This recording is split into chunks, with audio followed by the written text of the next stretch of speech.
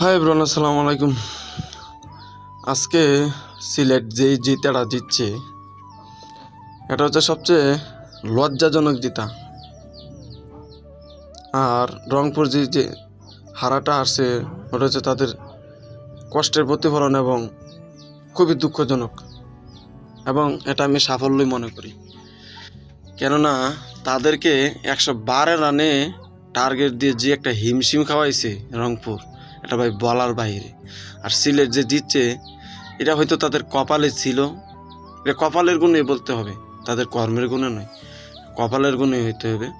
কারণ তাদের কর্মের গুণে যদি জিততো তাহলে 15 ওভারে খেলা শেষ হওয়ার কথা। এই জায়গার মধ্যে তারা 20 ওভারের লাস্ট বল পর্যন্ত তারা আশা করছে।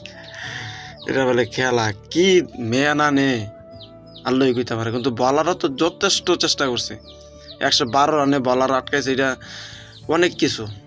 আর সিলেট ব্যাটাররা ভাই, এই খেলা দেখার পরে আমি নিজেও একজন সিলেটির, সুনামগঞ্জের।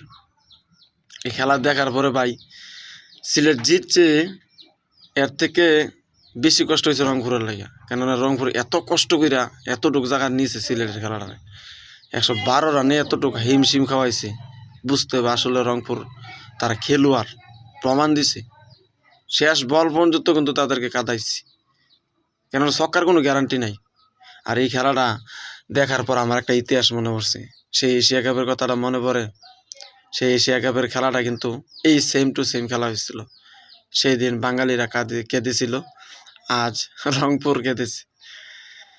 আল্লাহু আকবার, খুবই কষ্ট লাগলো রংপুরের লাগিয়া।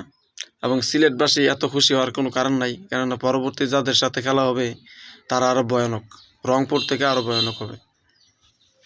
সবার জন্য শুভকামনা।